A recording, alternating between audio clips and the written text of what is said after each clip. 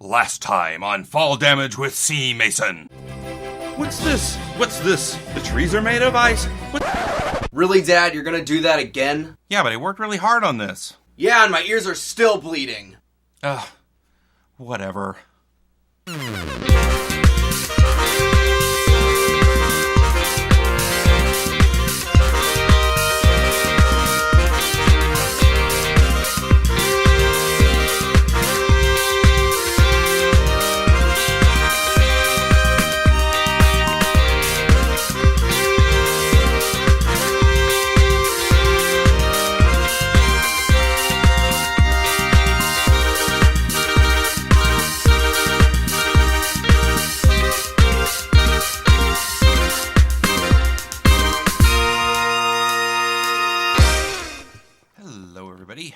I am back again. It is several days later, and this is going pretty well, except for I feel like I'm losing too many pumpkins due to the fact that the hopper minecart isn't picking them up. So I'm going to fix that, and I'm going to do a couple other things, and as long as I can, I'm going to have a discussion while we do this. I don't normally have discussions while I work, but I'm going to try my hand at this. One of the things that I want to do is try to get a little bit better at narration while I'm doing videos and stuff. So I want to try doing that. So, and let's grab, in order to proceed further, I'm going to grab some track, and probably we'll end up needing to get some more powered rails for sure. And how do I do powered rails again? Oh, wait a second. Can I just walk in here like it's no big deal? Yeah. I redid some stuff. I finished off this. I opened up the passageway here. I finished off the room in here. And I just went ahead and did it. I was feeling bored, and I just went ahead and busted through and did it.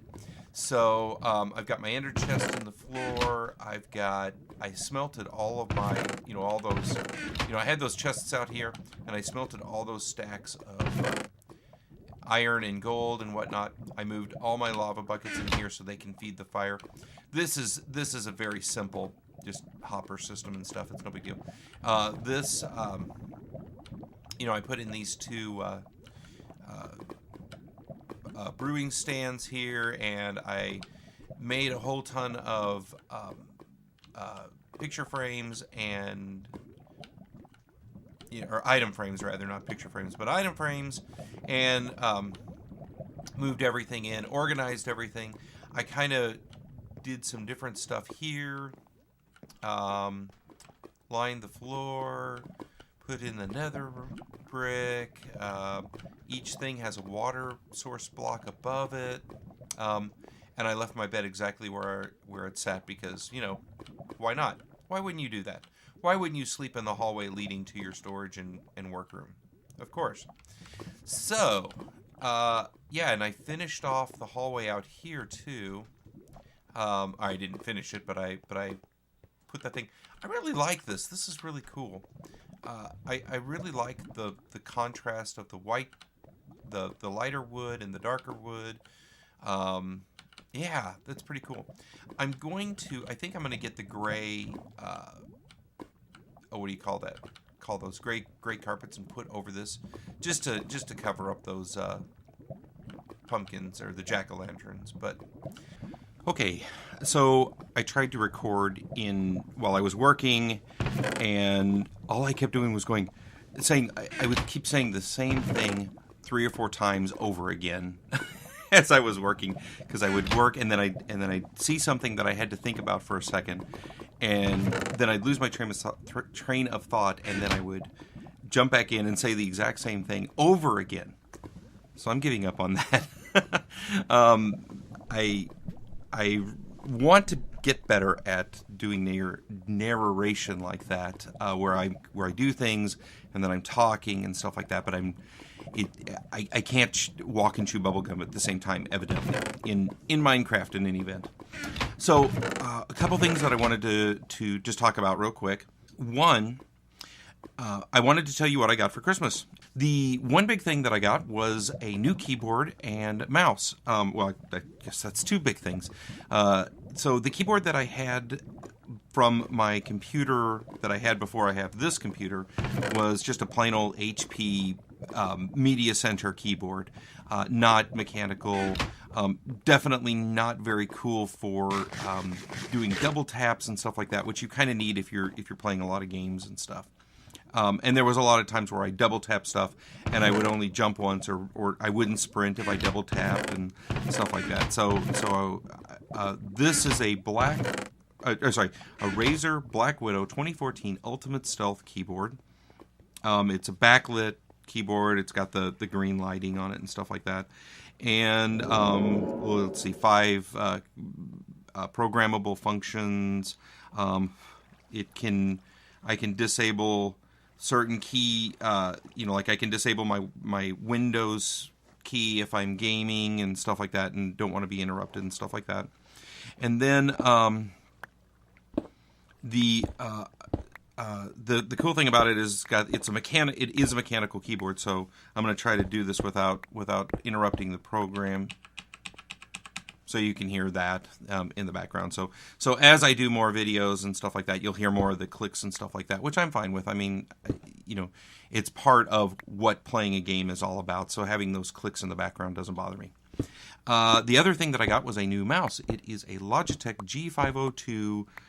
They call it Proteus Core mouse. You can balance it and stuff like that. I haven't felt the need to balance it yet, put any weights to balance it out or anything like that. I haven't felt that need yet. That might change in the future. I don't know. But it does have, it fits like in my hand. It's really cool. My other mice that I've been using, and again, the one that I was using right before this was just a plain Jane HP mouse, was much smaller than this one. This one actually, I can put my whole hand on it. The left and right buttons are really nice and big, and they just fit right in my finger. It's got a mouse. The mouse has a few different ways you can hit buttons with it and stuff like that. It's also you can also change it from scrolling where it does the little scroll to a freewheel scroll. Although I don't know what I'm going to use that for or anything like that. And then on the thumb side of the mouse, there are 3 buttons, and I haven't programmed them or done anything yet. And I'm trying to get used to kind of how the mouse works and stuff like that, just the base mouse thing. So that's pretty cool.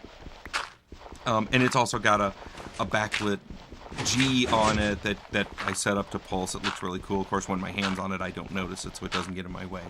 But that's my Christmas presents. The other Christmas presents that I got for myself were, I went on the Steam sale, and I got Kerbal Space Program, and I have played very little of it. I'm still just learning my way around it. I think that one's going to be one where I actually have to spend some time on it, which I don't really have time to do yet. I went ahead and got the Skyrim, whatever that deluxe edition was that they had on there. So I want to play Skyrim a little bit. And some of the people that I've talked to that are also gamers, they're like, "Oh yeah, that's a great game. You should have bought it." And it was the right price. I think it was like $13 or something like that on the Steam sale. And then the final thing, which you guys already know because there's already a video out about it now, is I got the Dragon Age Inquisition game, which is really a lot of fun. Now I think I'm going to play that for a while and then come back to Skyfall. I keep on wanting to call it Skyfall, and that's not James Bond. The Skyrim game. I'm going to play Dragon Age Inquisition for a while and then come back to the Skyrim. They're really similar, I think, as far as what they do and stuff like that. So I'm just going to do that for a while, and then I'll come back to Skyrim. And I may not even record any Skyrim. I think there's been enough videos out there. It's an older, quote, older game, so I don't think I'm going to do anything like that. All right. That's what I got for Christmas. So I hope your Christmas went well, and hope that you got everything that you wanted. So I want to talk a little bit about a sensitive topic today, and I'm going to try not to spend too much time on this, but I do want to say a couple things. One of the people that I subscribe to is Review Tech USA, and he does kind of game reviews and industry news and stuff like that. And one of his latest videos was on basically about whether video games and video gamers, let me rephrase this, whether video games are a thing for youth, whether it's basically it's a child's thing, or gamers who are a bit older, should they continue to play? Excuse me, I'm going to pop open a Fresca here. There we go. Let me just wet my whistle here for a second. Ah. All right. So, and I know that I've never had anybody say this to me, and I know that a lot of people that I play with are young, and in the case of some of you, really young. I mean, I forget how old Lewis is, but he's much younger than me, and I've heard this from other people, in comments and stuff like that, or I'll be reading one person's post and somebody else will comment about this and stuff, and the sentiment amongst some people, and adults have this sentiment too, is that gaming is really a thing for the youth, and it's one of those things where once you get to a certain age, you should put away your gaming unless you play the occasional game of solitaire or Bejeweled or whatever, I don't know. And adults, people over, I'm guessing 25, 30, who still play video games are somehow children in nature, they're man-child or women-children or something like that, and that they basically shouldn't. That it's a thing for the child. And there's that famous quote, and I believe it's from the Bible. I don't remember what the quote is, but when I was a child, I did childish things, and I played with childish things, but as a man I put away the childish things, and that's kind of the thought process around all of this, that video games are for the youth. So I want you to know a little bit about me, where I'm coming from and stuff. So I am almost 50 years old. Some of you guys might not know that, and you may be shocked, and you're going, why are you playing Minecraft if you're almost 50 years old? Okay, well, let me tell you. I grew up at the dawn of computer gaming. So I didn't have the original Pong unit, but my mom and dad bought us it was like a Magnavox, like all-in-one console, and had the little wheels on either side, and you had to share it between the two of you and stuff like that. It was a table, the old tennis type game, the old Pong type game, and it had a few other little things that went with it. I grew up with that. I graduated to arcade gaming when Asteroids came out. I remember that one of the supermarkets that I lived very near was one of the first stores in the area to have Asteroids, Pac-Man, I forget, there might have been another game or two, something like that. My friend had an Atari 2600, and we played video games on that quite a bit. We spent tons of time on Adventure. And the game that I played the most throughout these years was probably Donkey Kong. I probably spent 300 or 400 hours, and that's a conservative thing. I mean, it wasn't like today when a video game comes out and then 3 months later the next big thing comes out. Donkey Kong came out and it ruled the roost for years. So I mean 300-400 hours conservatively, and I can't imagine how many quarters I dumped into. I mean, I should have kept those quarters and invested them. I guess if I had been an adult on this. My best friend growing up also had an Apple IIe, which was one of the very first decent, affordable computers. And yes, I played Zork on there. In fact, I remember Zork very, very well. I probably couldn't get past the first couple underground caverns before I got killed, but I remember it very well. We got quite a bit of ways. We had maps drawn out and stuff like that. So, I grew up like that. As I got older and moved out of the house. Of course, I was much poorer at the time when I first moved out of my mom and dad's house. And I remember I bought the original NES. I played that for a while, and I played it wasn't Super Mario Brothers. Was it just Mario Brothers? I think that's the one I played. And I played who was that? What's the game with Sammy or whatever? It's Metroid. I played Metroid. Played tons of Metroid.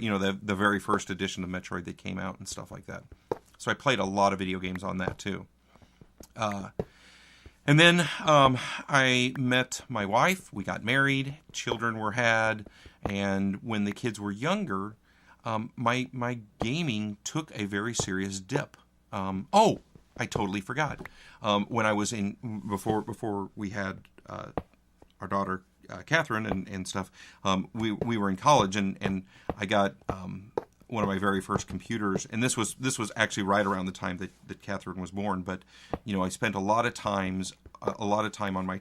I had a 286 desktop, and spent a lot of time on the university's internet, which by the way, in those days, this is pre-1990, we connected with a 300 baud modem. It was total telnet. There was no World Wide Web.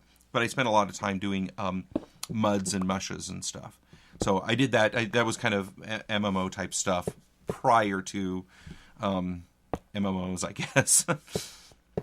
So the kids were born. I spent a lot less time. I did end up getting a Super Nintendo, but I only got Super Mario World and Killer Instinct. Those were the only two games that I ever got for it, and that kind of took a dip. When the kids are really, really young, they're not able to handle a controller or do anything like that.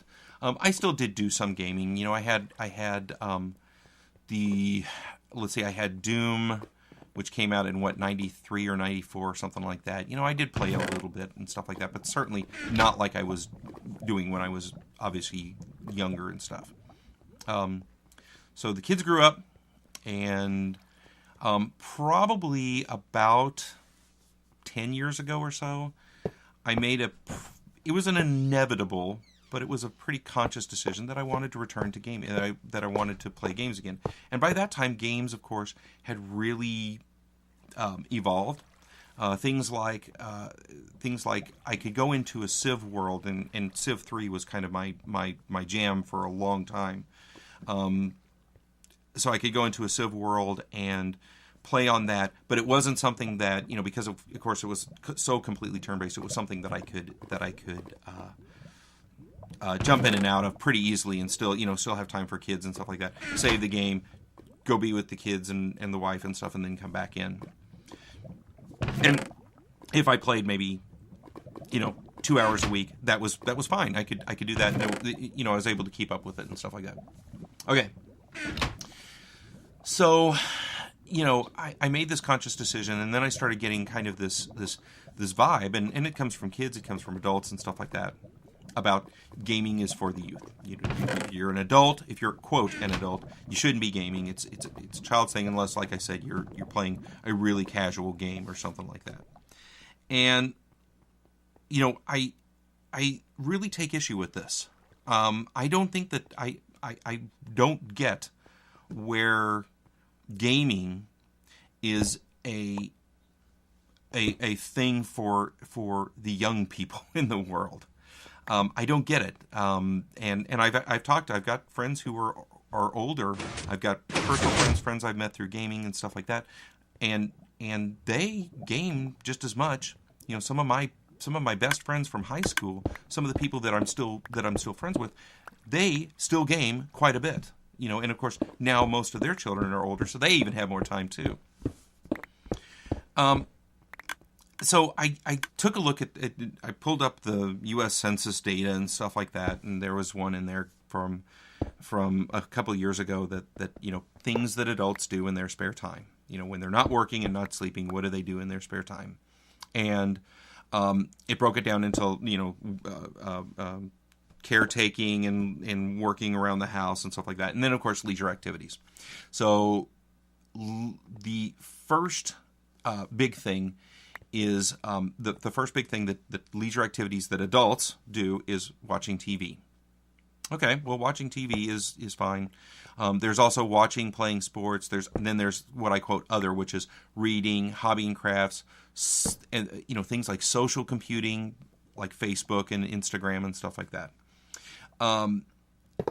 And so I'm sitting here going, okay, it's okay for somebody to sit passively and watch a TV screen, or to watch a sports thing, but it's not okay for me to actually interact with a TV, what amounts to a big TV screen.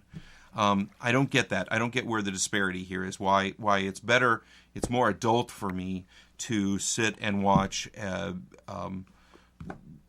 Survivor or whatever the latest craze is going on, than it is for me to have an interaction with what's going on the screen. Playing sports, of course, that is an interaction. Hey, I play a little bit of golf. I practice golf. I don't play it. I practice. Every time I go out, I'm practicing. And I don't do that. I don't go out that often, and I'm not that good. And when I say I'm not that good, I'm really, really, really, really not that good. And of course, I do have other things that I do. I do like to read quite a bit. I do have some hobbies and stuff. I do just very minor, things and stuff like that. I don't probably do social computing as much as probably a lot of other people, but I do some a little bit. So here's some thoughts. If adults today look down on gaming, I think it's because they don't understand the depth and the breadth of what games have become. Most may be thinking of things like Pac-Man or Donkey Kong, and those were the AAA titles of the day. Now games like this are, for the most part, those games that are like that are considered the casual games. They're not considered AAA titles. They're not considered, obviously not even role-playing, because you're not playing roles in there. A lot of games have attained film production status, in which they have gigantic production teams. We're not talking about a few people punching out a couple 100,000 lines of code in a basement. We're talking about they have production, they have voiceovers, they have soundtracks, they have all this stuff. Specifically, they have a large storyline, a generated mythos around the world, and look at World of Warcraft. Heck, look at Dragon Age. My friend Mel tells me I need to go in and read about the mythos and the history behind this world. Because the first two sets up this entire thing, and I get that, and I'm hoping that I can do that someday. They also have really complicated and detailed character developments and complicated interactions with NPCs. Many have multiplayer or MMO offerings, creating entire universes out of them. So, you look at EVE Online, you look at, of course, World of Warcraft, you look at, pick your MMO, okay? Video games. 100 hours 25 years ago wasn't unheard of. So people say, well, I'm spending 100 hours on this game. Again, like I said, I did that in Donkey Kong easily, and I think that's a really conservative estimate of how much time I actually spent playing the game. However, that would really be consumed with getting to the next, a very, very similar level. So if you look at Donkey Kong, if you look at Pac-Man, if you look at any of those earlier arcade and console games, they were very, very simplistic in nature. You progressed from one level to the other, and really what happened was the next level was just more complicated, whether it had faster foes or more complicated things to do, or you had to go faster with, and stuff like that. That's really what it was. The base character really didn't change much. If you look at Mario in Donkey Kong, didn't change at all. Even Super Mario on the or Super Mario World in Super Nintendo, you got a couple powers up, but you lose those powers up. In 3 hits you can be dead, right? So you didn't really have a development of character. It just got more complicated and much more fast, whether it was fast-paced or more complicated, or the bosses were harder to beat and you had to do different things in order to beat the bosses. Your base character pretty much stayed the same, and you didn't have,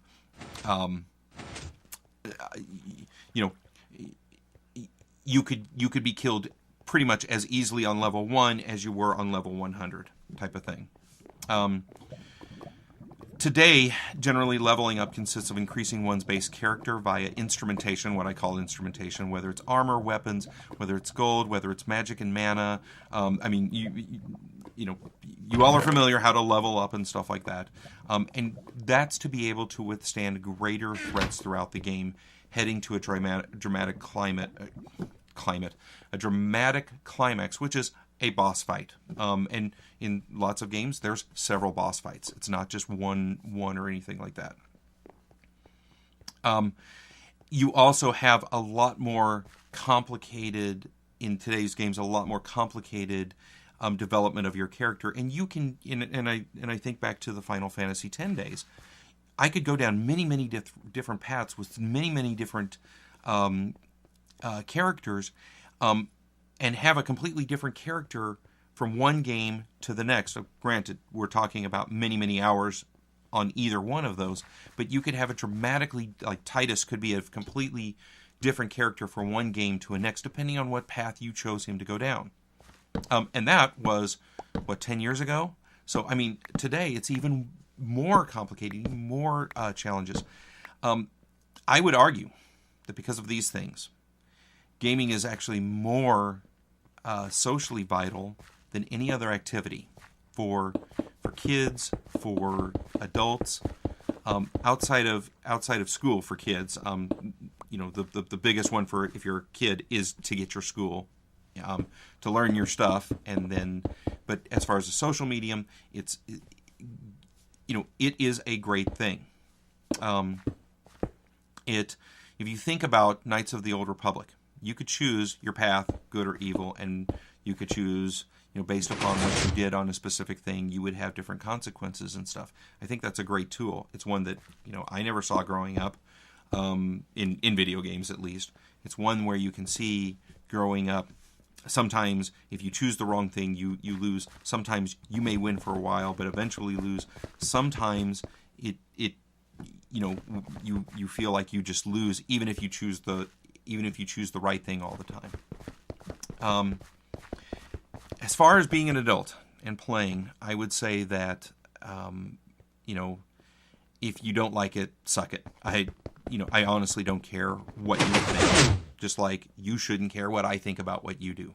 So if you spend your evenings, your afternoons and evenings, sitting in front of the boob tube watching TV, hey, go for it, and you're not hurting anybody. If you spend your time working on your golf swing or playing fantasy football, hey, that's your deal. That's your jam. You do it, okay? My jam is video games. And you look at me and say, well, you're sitting in front of a TV.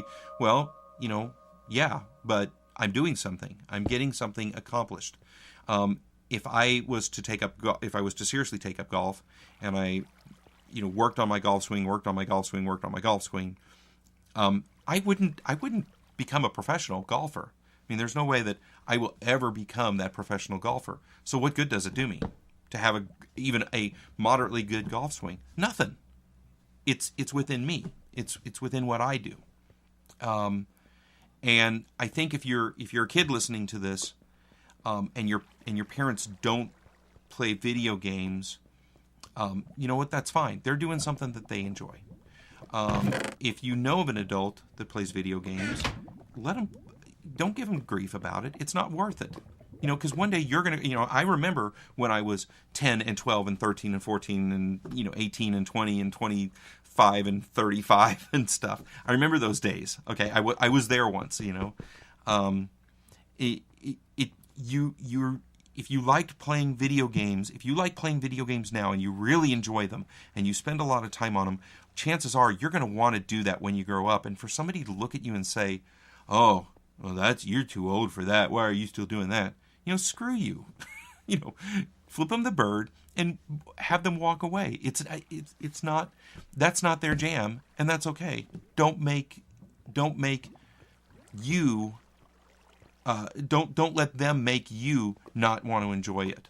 Okay, if it brings you pleasure, if it brings you a sense of accomplishment, even, hey, then you're doing it. Then keep doing it. You know if you feel like you need to, if you feel like at some point you want to stop playing, you know, make sure it's for the right reason. Make sure it's because you've just lost interest. You know that these worlds that you've immersed yourself in no longer hold something for you. Don't do it because, well, I guess I need to grow up now. I need to, you know, I've got a real job. I've got a real job. I've got a real family. I've got a real, you know, you name it. I've got it, or I've had it, and stuff like that. This is my jam, and this is what I choose to do in my off time, in my downtime, in my hobby. This is my hobby. I could be doing ham radio, and I actually own a CB, but I choose to spend my time playing video games and making relationships based upon that. I don't think I have anything else to really say about it.